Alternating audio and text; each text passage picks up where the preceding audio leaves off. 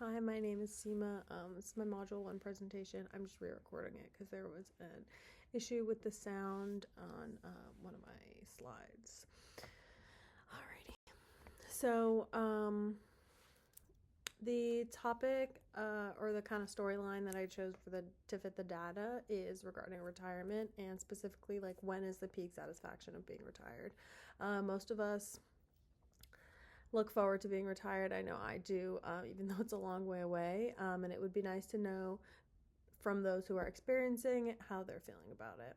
So within the data set that was given to us contained 10 X columns, a sex column differentiating between male and female, and then a Y column. So for the X, I'm saying that is the satisfaction rate within different places within the United States, and then the Y is the peak satisfaction within the units of years. And no, we're going to be looking at our average is going to be about 5 years. So first thing I did, I'm going to be looking at X4 specifically. So first thing I wanted to do, I plotted a scatter plot and then drew the line of best fit. And we can see here that there is a positive correlation. So as X increases, Y is also increasing as well, helping us lead to the conclusion that in City 4, people grew more satisfied as they continued through their time of being retired. I then took it a step further and then broke it down a little bit more between male and female, and we can see that males here have a positive correlation still, but females have a little bit of a negative correlation, which I found interesting. So again, with the males, we can conclude that they grew more satisfied within their retirement as time went on, which follows what we found with that general population plot. But with females, there's a slightly negative correlation. And I think that's interesting because I think it would be interesting to see like why that happens and why they kind of feel that way. Maybe they grow bored, need some more like interactive things to do. I'm not sure, but it would definitely be interesting to see. But I think it's important to kind of have that breakdown as well, because just doing the general population one of this first one kind of limits our viewpoint of the data, because we would have never come to the conclusion that females have that negative correlation and get slightly less satisfied as time goes on. So that's definitely important to do. Next, I then graphed a frequency and a density histogram, and I know they look the same here, but I wanted to explain the difference and the importance of each plot. They're used for different things, and so the frequency graphs plot the frequency of the data within each bin on the x-axis, and they tend to be easier to use when interpreting like just basic data analysis.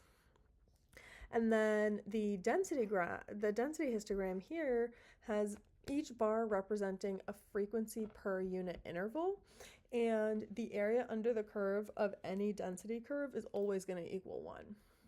So an example of how you can kind of use these graphs differently would be, for example, if I was trying to get the probability of people that like were satisfied in like 3 years. On the frequency histogram, I can just immediately go and look at that and see the probability and get that immediately. Whereas on the density histogram, you have to get a range. So you can't just say what is the probability of people being like most satisfied in 3 years. It would have to be like what is the peak satisfaction between like 2.9 and 3.1 years. And then from there, you would take the area under the curve to get your answer of what the probability is. So on both these graphs, I have the mean kind of dotted in red, and then the blue lines on either side is the standard deviation. So I specifically am going to be focusing on the density histogram here. And I have the distribution superimposed on the graph showing that it's a normal distribution. Now, it's not a perfectly normal distribution, but for it mostly takes the shape of a Gaussian curve. So normal distributions are extremely important in statistics. If this was a normal distribution, you would see that the mean would be down the center of the curve. Now, here you see that the mean is 0.11, so it's a little bit to the left of the center of the curve, so you can see that it's a little bit positively skewed. So that's again this line here in red, and then these two blue lines, as I mentioned, are the standard deviation, and the standard deviation is the squared root of the variance. And variance is the average of the squared distance from the mean. So the smaller the standard deviation, the closer the points will be to the mean. So here we have a standard deviation of 0.75, and so it's not super like narrow, it's not super far apart here. Now, we hear this a lot in class, that variance is king, and so I think it's important to talk about why, like, for example, I'm talking about the standard deviation on the graph, not the variance on the graph. So variance is represented with sigma squared, and it's the measurement, again, of how far each number is in the data set away from the mean. So even though that's what is important, and we often look at the standard deviation just because it's easier to conceptualize in our heads. Like, I know for me, for example, like, I can visualize what 1 foot is, but if you ask me to visualize like a foot squared, like of a room or something, I would have a harder time doing that, of seeing like how big is that in my head. So that's kind of why, but I think it's important, even though that it's easier for us to visualize standard deviation, to keep in mind that variance is more important than standard deviation. On this slide, I've also attached the output from the describe and summary function. Now, I personally find the describe function more important, so I'm kind of going to go through these. They do offer similar information, so like the minimum, the median, the mean, and the maximum are all within the describe function as well. So I'm kind of going to go through the important ones in there and explain their importance. So mean is the average. So we can find the mean by adding up all the points in the X4 column and dividing it by by the total number of values we have. SD is the standard deviation. As mentioned before, it is 0.75, and I spoke a little bit about that earlier as well. Median is just telling us what the middle value is of all our data set. And then trimmed here is the mean after trimming 10% of the observations of each tail. So I think this is nice to see, because if you have any outliers in your data set, R will like take a look, like see that, and then tell you the mean after those outliers have been taken off.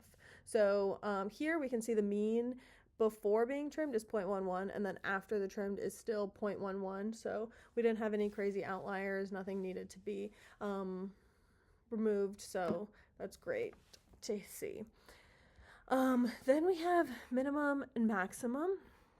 So those are pretty self-explanatory. You have the smallest and the largest, and then range tells you like the difference between the minimum and the maximum. And I think it's just good to get a sense, to see these, to get a sense of kind of where your data is sitting and what you're kind of working with.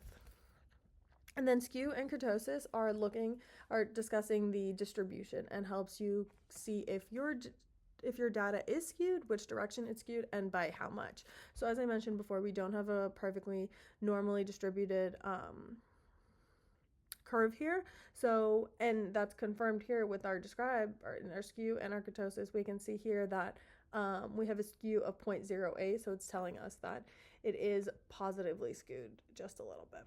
Okay, lastly here we have SE, which is our standard error, and it's important to know our standard error because it's telling us how accurate our sample mean represents the true population mean. So basically, it's telling us how our data is going to reflect on a larger population. So we want that standard error to be as small as possible, which will tell us that our data is as precise as possible. Lastly, I just want to touch on data integrity and why it's important. You always want to make sure that your data and the data that you're consuming is reliable and verifiable. So some things to kind of look for is accuracy. Is the data correct? Does it match its original source? And then are there any missing values? So like any missing values, and then just like the overall of does it make sense? So is the data consistent? Are there any discrepancies, conflicting information, things like that? It's really important to pay attention to what you read. Sometimes maybe if you go through an article quickly,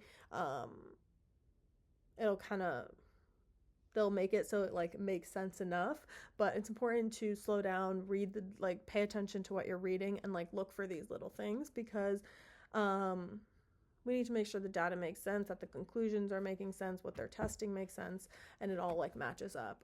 There's so much data thrown at us all the time, and like regarding all topics, not just science related. So it's important to know how to look for good data versus bad data in order to help us come to educated conclusions, and just make sure that what we're talking about and our knowledge is correct. And then from there, we can also make more conclusions and ask questions that can further us along. So that's all I have. I've also attached the references here, and on the slides I've attached what resources are used as well. Thank you.